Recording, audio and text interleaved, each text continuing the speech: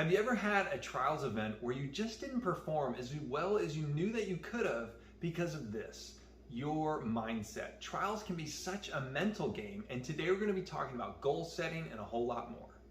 Tommy T here, second year moto trials. I didn't see anything on the internet as it relates to the mental side of trials, and so I've recently had some experiences that didn't go as well as I should, probably because of my mental approach. And today I want to talk about some things that I've learned from some articles, look at some research as it relates to sports, and then also how some of my experiences in the last two events and as an overall athlete line up with that research, and then give you some final thoughts. So here we go. So the research talked about the difference between open goals and closed goals, and closed being similar to like a SMART goal, specific, measurable, achievable, realistic, and time-bound. Something specific like I want to get on the podium, or I want to finish first, or I want to clean this lap. Something that's very specific, closed off, and that's exactly what the goal has to be, versus something that's an open goal. An open goal would be exploratory or curious goals, like I'm just curious how clean I can ride, or I want to see how well I can do today. I just want to see how low I can score. You know, it's exploring the potential of what you can do. It's curious, it's open to different possibilities. I just want to see how things go, see how well I can do. It focuses a little bit more on an enjoyable experience, and it's curious as to how well you can perform. Those open goals are really helpful, and we're going to be exploring that a little bit further as it relates to the way that we set goals for a trials competition. The research paper basically showed that open goals allow for better optimal performance for both new and experienced runners who are going into these 5 and 10Ks, and that a more complex physical activity should lend itself more to an open goal, especially for newer athletes. So being my second year into moto trials, and depending upon how long you have ridden, an open goal, like just exploring how well you can do going into an event, can definitely help you with not having too much mental overload. And so I also want to talk about a flow state versus a clutch state as it relates to performance. Now, when we talk about a clutch performance, it definitely includes pressure, cognitive load, more people watching. Sometimes this can be built up in our own minds, and so we put excessive pressures on ourselves for how well we want to perform or how well we want to do, or it can definitely be in the environment as well. So I think about Michael Jordan as a clutch player, someone who can still get the job done even when the external pressures and the environment are requiring it. That is clutch, which is different than flow, when necessarily you don't have that same type of pressure or cognitive load. And so I want to look today at how we can reduce that cognitive load and get into a flow state so that hopefully we can perform better with these more open goals. So there's a lot that's being looked at as it relates to flow in sports and in performance. You guys can see there's a great book called Flow by Mihai Csikszentmihalyi. And most people do not perform well under pressure. Having that clutch mentality is not something that comes naturally to a lot of people. So I want to look more at the flow side of things and having open goals to reduce the amount of pressure and cognitive load of all these stressors and pressures that sometimes we put on ourselves, and look more at a flow and open goal setting. So I'm not going to try and regurgitate all the different aspects of a flow state. You guys can watch another video on that, but the idea being that we get into a really sweet spot of a mental ability to focus, and sometimes that focus can actually be helpful if there's other things going on. So for instance, listening to music can help people get into a flow state. For me, if I'm not overly thinking and analyzing the task, it can help me to ride without less pressure. So enjoying the environment, seeing the scenery, having good conversations with people while waiting in the trials line. Those can be good distractions for me, so I'm not over analyzing, especially in the 3rd and 4th laps of a trial. Now, we do want to focus and be analytical as it relates to what we're doing, but sometimes when we put excessive pressures on ourselves for how well we want to place, and I'm going to clean this, I have to get a 0 on this, man, that can just be too much. It can be that cognitive overload. So one of the keys to good goal setting is to be flexible with the goal setting, to be flexible in the moment. And what I mean by flexible is that sometimes if you said my goal is to not have any 5s in this entire trial, well, what happens if you have a 5 in the first, few sections? Now what? Your goal was here and you didn't reach it, and you still have an entire day that you want to ride and hopefully have some fun. So as this relates to me, my first trials event was in Southington, and you guys can see a recap of that, but I moved up a level. I added a lot of pressure to myself thinking that I should place, And it was also terrain that was definitely different than most stuff I'd practiced in, with a lot more rocks. So I had an excessive cognitive load, and I was out of my element for what I'd trained in, and I just couldn't handle it. After a couple laps, I was not scoring well. I knew I wasn't gonna place, and so I said, chuck it. I'm just gonna forget all my goals, and I'm just gonna ride for fun. And go figure, laps 3 and 4, I actually scored better than in laps 1 and 2.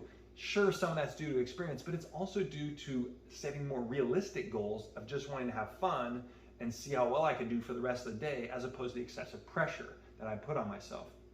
So the second event that I did was a MOTA event, and I went in saying, I just want to have fun. I'm just going to set really open goals, and I kind of wanted to reverse engineer my day. And I don't know if you guys have ever done this, but I said, when I get done today, I want to say I had a blast. And I knew that in order to have fun as a goal, there were some things that I wanted to do. So for me, what does it look like to make it a fun trial? I knew that if I was meeting new people, I could learn something from them. What do they do in events? Or even just learn something about them or why they like to ride trials would be helpful. I wanted to enjoy the view and the terrain. I'm not in the office, I'm not working. What better way to spend a Saturday than out at an event? So I said I want to enjoy my terrain and my surroundings. I wanted to meet challenges head on was another small goal that I had. It's a great time to demonstrate the things that I practiced and not get bogged down and thinking about, I don't know if I can make it up that obstacle. Just go for it. I wanted to not hang on to mistakes. I wanted to learn just to be present in the moment, and also wanted to get better as the day went on. Progress is definitely a passion of mine, as you guys can probably see from the channel. I wanted to develop a more realistic understanding of my own ability. How tight can I actually turn? In a section, sometimes you don't realize how much space it's going to take to make that turn, or how much momentum you're going to need to get over that obstacle. The idea of I can clean this, or maybe I can clean multiple sections, is different than I should clean it, and I should clean it every single loop. And so just getting a more realistic understanding of my own abilities as relates to what I think I can do, that was also a goal of mine. So those were things that I set out as saying, I want to have fun, and this is how I'm going to have fun. Now, I did have some goals, which I'm going to cut in some video of, which I said the first lap, I just want to get acclimated. I just want to get familiar with my surroundings.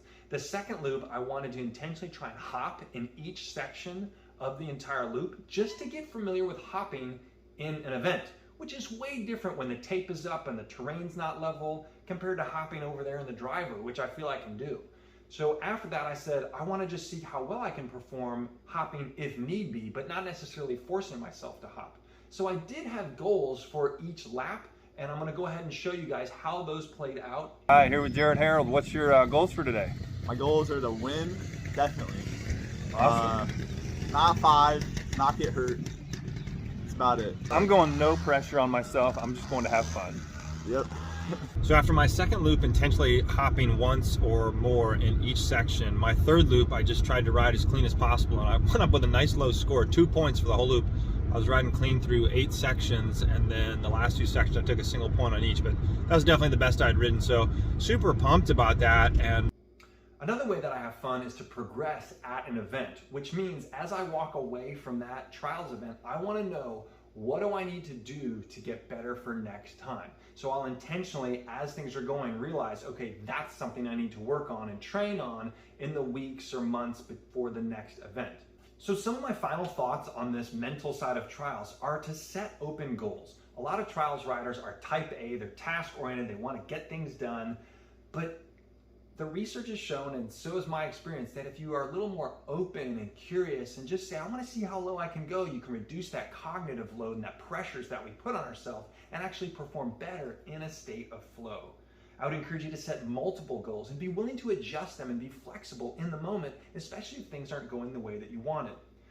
I would encourage you to try and reverse engineer your day and think about how you want to feel at the end of the day, and then what it's going to take for you to feel that way at the end, because we're all usually in this to have a good emotional experience. We want to have fun.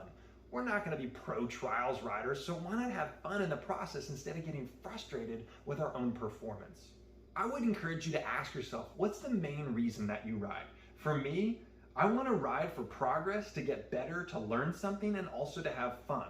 So I want to walk away from a section knowing what I need to work on and to get better throughout the day. Lastly, I would encourage you to look at events as a test of the skills that you've practiced, as opposed to a test of how low you can score. The scores will take care of itself if you're practicing the right things. Hopefully this video has added some value and made you guys think about how we can perform at an optimal level when it relates to our trials events and what mental goals we can bring into those events.